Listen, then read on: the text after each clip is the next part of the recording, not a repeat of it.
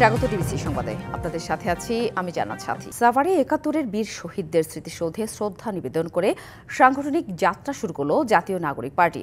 এ সময় নতুন প্রজাতন্ত্রের জন্য সংবিধান বদলের তাগিদ দিয়ে দলের নেতারা আশা করেন চলার পথে দেশবাসীর পূর্ণ সমর্থন পাবেন তারা। সকালে সাভারে ৭১-এর বীর শহীদদের স্মৃতিসৌধে শ্রদ্ধা নিবেদনের মধ্য দিয়ে সাংগঠনিক কার্যক্রম শুরু করে নতুন রাজনৈতিক দল জাতীয় নাগরিক পার্টি। এ সময় নতুন প্রজাতন্ত্রের জন্য সংবিধান বদলের তাগিদ দেন দলটির নেতারা। পুরনো সংবিধান এবং পুরনো শাসন কাঠামো রেখে একটি নতুন বাংলাদেশ বিনির্মাণ সম্ভব নয়। ২৪ সালে গণ অভ্যুত্থান হয়েছে, ছাত্র জনতা রক্ত দিয়েছে। আমরা কেবল সরকার পরিবর্তন নয়, বরং শাসন কাঠামো সহ পুরো সাংবিধানিক পরিবর্তন করে নতুন একটি বাংলাদেশের যাত্রা শুরু করতে চাই, যেখানে প্রকৃত গণতন্ত্র, ইনসাফ এবং সাম্য নিশ্চিত করা সম্ভব হবে। বদলে দেয়া পরিস্থিতিতে চলার পথে দেশবাসীর সমর্থন প্রত্যাশা করেন নেতারা। জাতীয় নাগরিক পার্টি এনসিপি তার কার্যক্রম শুরু করেছে যেন বাংলাদেশের সকল সম্প্রদায়ের মানুষকে, সকল ঘরানার মানুষকে, সকলের জন্য একটা আস্থাভাজন রাজনৈতিক দল হিসেবে আমরা আমাদের যাত্রা শুরু করতে পারি। ডান বামের বাইনারির বিভাজনের মধ্যে না গিয়ে সত্যিকার অর্থে একটি মধ্যমপন্থী রাজনীতি বাংলাদেশে আমরা সূচনা করতে পারি, তেমন অঙ্গীকার আমাদের রয়েছে। ভবিষ্যতে আমাদের যে গণপরিষদ ইলেকশন রয়েছে, সেখানে আমরা নতুন করে চিন্তা ভাবনা করছি। আমাদের একটা নতুন সংবিধান প্রয়োজন। সাথে সাথে যে পার্লামেন্টারি বডি রয়েছে সেটা নিয়েও আমরা চিন্তা ভাবনা করছি। লোকাল ইলেকশন যেটা রয়েছে সেটা নিয়েও আমরা চিন্তা ভাবনা করছি। পুরো বিশ্ববাসীকে বলতে চাই, বাংলাদেশের জনগণ, মাটি এবং মানুষের যারা রয়েছেন, পুরো আকাশের মধ্যে ইনকিলাব জিন্দাবাদ লিখে দিবে ইনশাআল্লাহ। এরপর সংগঠনটি রাজধানীর রায়ের বাজারে ২৪-এর গণ অভ্যুত্থানের শহীদদের কবর জিয়ারত করবে বলে জানান। বিকেলে দলের নির্বাহী কমিটির পরিচিতি সভা হতে পারে। ২৮ ফেব্রুয়ারি রাজধানীর মানিক মিয়া এভিনিউয়ে সমাবেশ করে আত্মপ্রকাশ করে জাতীয় নাগরিক party. Afrin Anwar, DBC news, Dhaka. বিনামূল্যের পাঠ্যপুস্তক ছাপানোর কাগজ নিয়ে তৈরি হয়েছে ভয়াবহ সিন্ডিকেট। দ্রুত বই ছাপানোকে জিম্মি করে কাগজের কৃত্রিম সংকট তৈরি করে বাড়ানো হয়েছে দাম। ফলে সংকটে পড়ে বই ছাপানোর কার্যক্রমে পিছিয়ে পড়েছে অনেক ছাপাখানা। পরিস্থিতি মোকাবেলায় চীন থেকে প্রায় ৮,০০০ মেট্রিক টন কাগজ আমদানি করছে সরকার। জুলাই গণ অভ্যুত্থানে আওয়ামী লীগ সরকার পতনের পর আগের টেন্ডার বাতিল ও ব্যাপক পরিমার্জনের ফলে এবার পাঠ্যবই ছাপানোর কার্যক্রম শুরু করতেই দেরি হয়। ফলে নির্ধারিত সময়ের পরও সব বই হাতে পায়নি শিক্ষার্থীরা। তবে দেরি করে বই ছাপানো শুরু হলেও পরে আরও নানা কারণ যুক্ত হয়েছে এর সাথে। এর মধ্যে অন্যতম মিল মালিকদের কাগজ নিয়ে সিন্ডিকেটের অভিযোগ। জাতীয় শিক্ষাক্রম ও পাঠ্যপুস্তক বোর্ড এনসিটিবি এবং ছাপাখানার মালিকদের কাছ থেকে জানা গেছে, গত বছরের ডিসেম্বরে পাঠ্যবই ছাপার কার্যক্রমের শুরুতেই কাগজের দাম ছিল টন প্রতি গড়ে ১,৫,০০০ টাকা, যা বছরের শুরুতে ১,১০,০০০ এবং জানুয়ারির শেষ সপ্তাহে এসে ১,৩৫,০০০ টাকা। পরে ফেব্রুয়ারির মাঝামাঝি এই কাগজের দাম দাঁড়ায় টন প্রতি ১,৪০,০০০ টাকা পর্যন্ত। এনসিটিভি ও প্রকাশকরা বলছেন, মিলগুলো সিন্ডিকেট করে কোমলমতি শিক্ষার্থীদের বইকে জিম্মি করে অযাচিতভাবে বাড়িয়েছে কাগজের দাম। একসাথে প্রাথমিক, মাধ্যমিক সকল টেন্ডারগুলি একসাথে যখন আসা শুরু হলো, তখন দেখা গেল যে কাগজের একটা কৃত্রিম সংকটের দেখা দিচ্ছিল। রিসাইকেল পেপারগুলিকে থেকে যে কাগজ, সেটাকে আমরা বাধা দিচ্ছিলাম যে এটা করা যাবে না। ফলে পেপার মিলগুলির কাগজের জন্য তারা চেষ্টা শুরু করলো, কিন্তু কাগজের দাম বাড়া শুরু হয়ে গেল এবং সেটা ১,৪৪,৪৮ পর্যন্ত উঠে গেল। এই কাগজের মিলগুলি ইচ্ছা মতো তারা দাম বাড়িয়েছে। প্রতি এক সপ্তাহের মধ্যে ২বার দাম বাড়িয়েছে। যেটা ১,৫,০০০ থেকে শুরু করেছে, এটা ১,৩৫,০০০ পর্যন্ত তারা গিয়েছে। কত কৃত্রিম! এই সুযোগটা শিক্ষা নিয়ে এই মিলগুলি যে কাজ করেছে, এটা মানে অমার্জনীয়। সংশ্লিষ্টদের দাবি, এই সিন্ডিকেটের খপ্পরে পড়ে বাধাগ্রস্ত হয় পাঠ্যবই ছাপানোর কার্যক্রম। ফলে বাধ্য হয়ে বিদেশ থেকে আমদানি করতে হয় প্রায় ৮,০০০ মেট্রিক টন কাগজ। কাগজ আমদানি করার সিদ্ধান্তের পরেই কিন্তু পেপার মিলগুলি কিন্তু কাগজের সরবরাহ কম, তারা কাগজ তৈরি করতে পারছে না, এই কথা তারা বন্ধ করে দিয়েছে। উপরন্তু প্রিন্টারদেরকে বলছে যে আমরাই আপনাদেরকে কাগজ দিচ্ছি, টাকা কাগজের দাম পরে দিয়েন। যেই কাগজ আমদানি করা হয়েছে, এটা স্মরণকালের শ্রেষ্ঠ কাগজ। যারা দাম বাড়িয়েছিল, যেই কাগজ তারা ১,৩০,০০০ টাকায় বিক্রি করেছে, এখনই এটার দাম হলো ১,২০,০০০ টাকা, ১,১৮,০০০ টাকা। সিন্ডিকেট করে কাগজের কোনো দাম বাড়ানো হয়নি বলে দাবি মিল মালিকদের। আমরা কাগজের দাম ওই আমদানিকৃত কাগজের জন্য আমরা কোনো কিছু কমাইনি। গত 2 বছর ধরে যে দাম আছে সে দামই আছে। ছাপাখানা খারাপ কাগজ উঠাইলো। চলতি সপ্তাহে আমদানি সম্পন্ন হবে চীন থেকে আনা কাগজের। মনিরুল সোহাগ, ডিবিসি নিউজ, ঢাকা। কারো বাবা নেই, কারো নেই মা, আবার কারো বাবা মা থেকেও নেই। রাজধানীতে এমন শিশুর সংখ্যা নেহায়েতই কম নয়। তাদের দেখভাল করছে মাদ্রাসা, এতিমখানা সহ কিছু বেসরকারি প্রতিষ্ঠান। তারা বলছেন, সমাজের মূলধারার সাথে তাদের এগিয়ে নিতে প্রয়োজন রাষ্ট্র ও বিত্তবানদের সহযোগিতা। সাদ ইসলাম সাইমন, বয়স মাত্র 8 বছর, থাকেন রাজধানীর হাতিরঝিল এতিমখানা মাদ্রাসায়। বাবা সড়ক দুর্ঘটনায় মারা যাবার পর মায়ের সাথে ঢাকা আসেন। মা অন্যের বাসায় কাজ করে কোনো রকমে সংসার চালান, তবে চান সন্তান মানুষ হোক, তাই রেখে যান এই এতিমখানায়। শিশুটির স্বপ্ন বড় হয়ে মায়ের সেবা করবেন। এই জায়গায় প্রায় 3 বছর হয়েছে আছি। আমার সামর্থ্য নাই, তাই জন্য মা এই জায়গায় আমার রেখে গেছে। আমার 6 বারে মুখস্থ হয়ে গেছে। আমি চাই 30 পারে আমার মুখস্থ হোক, আর আমি বড় হয়ে চাকরি করে মায়ের সেবা করব।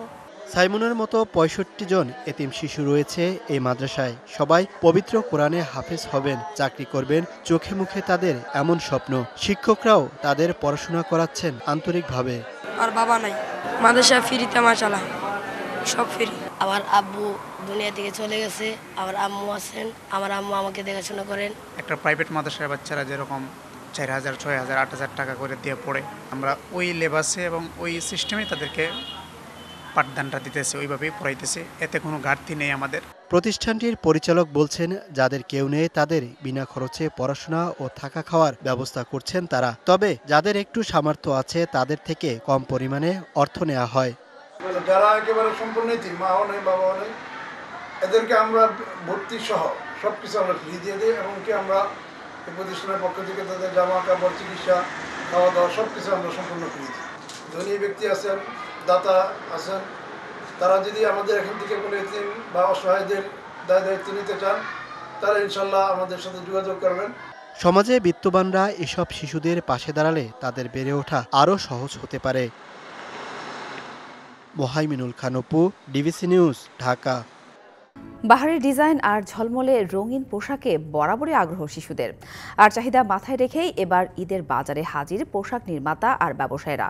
এদিকে ভিড় এড়াতে রোজার শুরুতেই ছোটদের পোশাক কিনতে শুরু করেছেন অভিভাবকরা। এবার কিছুটা চড়া দামের অভিযোগ তাদের।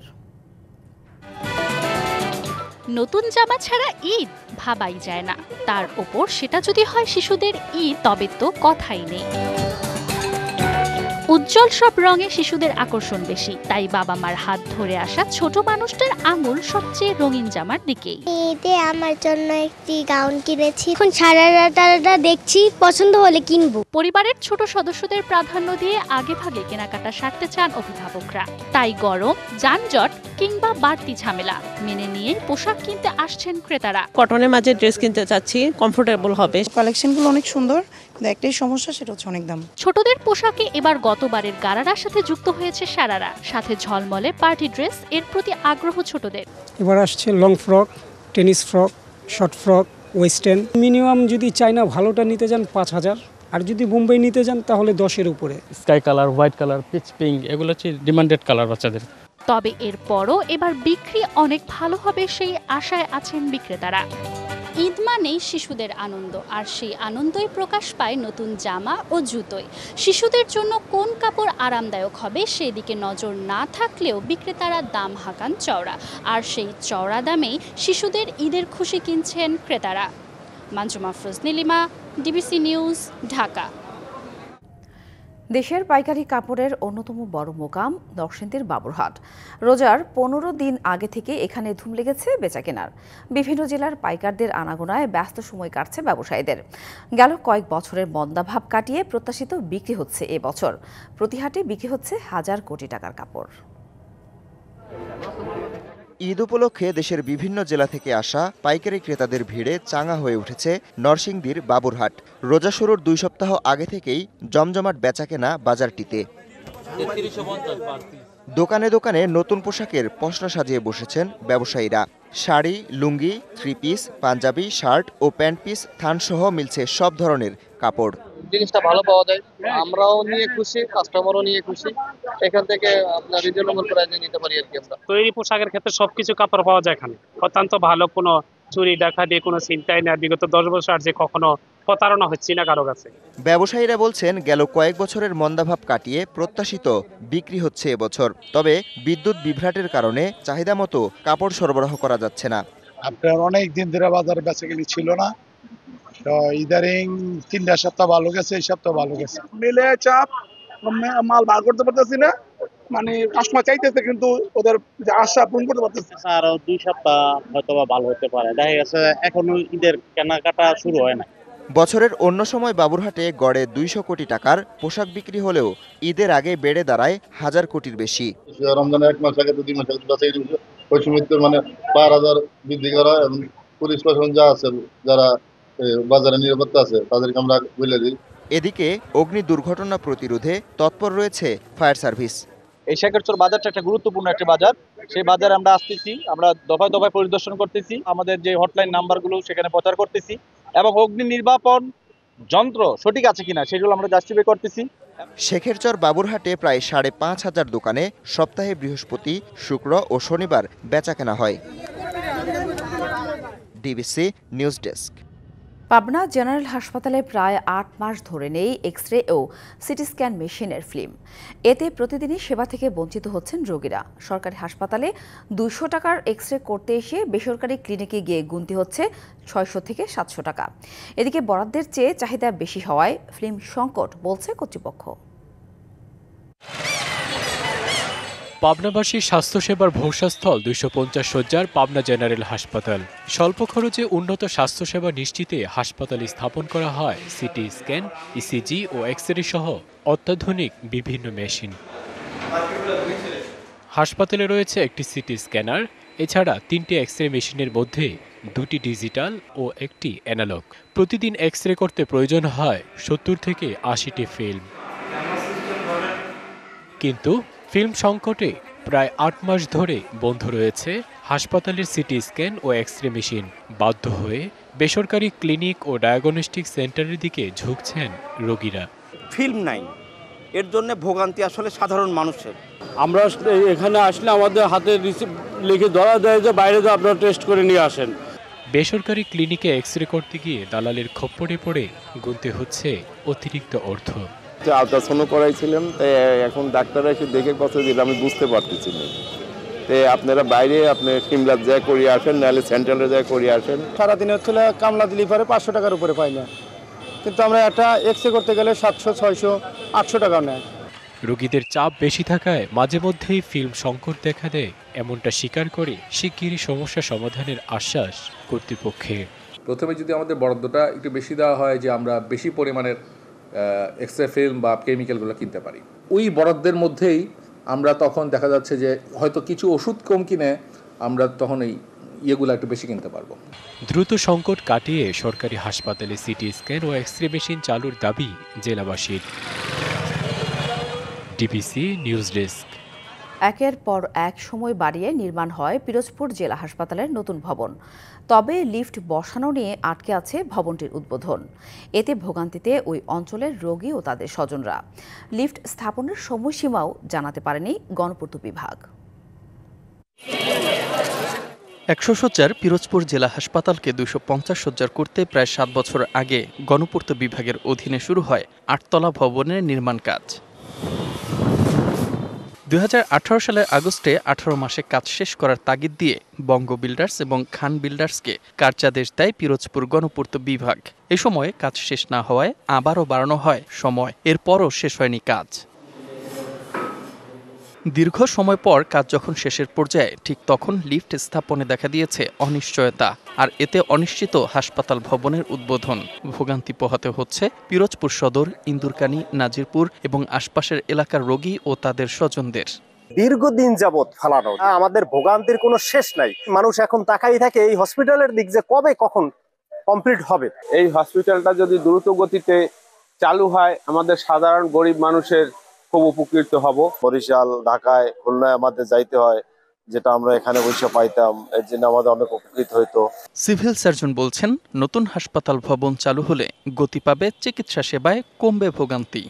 আমাকে পিডব্লিউডি এক্সএম মহোদয় জানিয়েছেন শীঘ্রই তারা লিফট সংযোজনের ব্যবস্থা করবে। লিফট সংযোজিত হলে আমরা এই হাসপাতাল বুঝে হাসপাতালের কার্যক্রম চালাতে পারবো। স্বাস্থ্য মন্ত্রণালয় থেকে লিফট কেনার অনুমতি পাওয়ার পর টেন্ডার আহ্বান করা হবে বলে জানিয়েছে গণপূর্ত বিভাগ।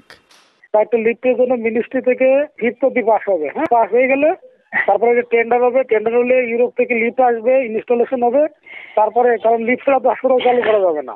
তবে এই সমস্যার সমাধানের কোনো সময়সীমা দিতে পারেনি কর্তৃপক্ষ।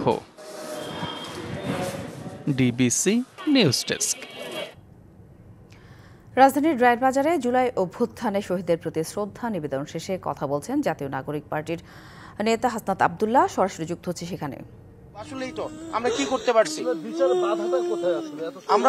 আমরা এই বিচার প্রক্রিয়ার মধ্যে আমরা মনে করছি যে সরকারের যদি মনে হয় যে আমরা যদি মনে হয় যে সরকার এক্ষেত্রে আইন প্রক্রিয়া দীর্ঘমেয়াদী, এই যে আইনের জটিলতা দীর্ঘমেয়াদী, এটা বিশেষভাবে কোনো অ্যাপ্রোচ নিয়ে এই যারা হচ্ছে ল স্পেশালিস্ট রয়েছেন তাদের বিশেষভাবে কোনো এই ট্রাইব্যুনাল সংখ্যা বাড়ানোর মধ্য দিয়েও যদি এইটাকে বিশেষ গুরুত্ব দিয়ে এই জুলাই গণঅভ্যুত্থানের বিচারটা দ্রুততম সময়ের মধ্যে করতে হবে। আর আমরা আসলে উনার যেই এটা তো ভ্যালিড, ওনাদের কাছে আসলে আমরা কি উত্তর দেব? উনি তো বিচার পায় নাই, তো উনি ওনার সন্তানের লাশটা কই আছে যে উনি বছর শেষে একবার আসবে, ওইটাও তো আমরা দেখাইতে পারি না। এটা তো আমাদের ব্যর্থতা, উনি কই যাবে?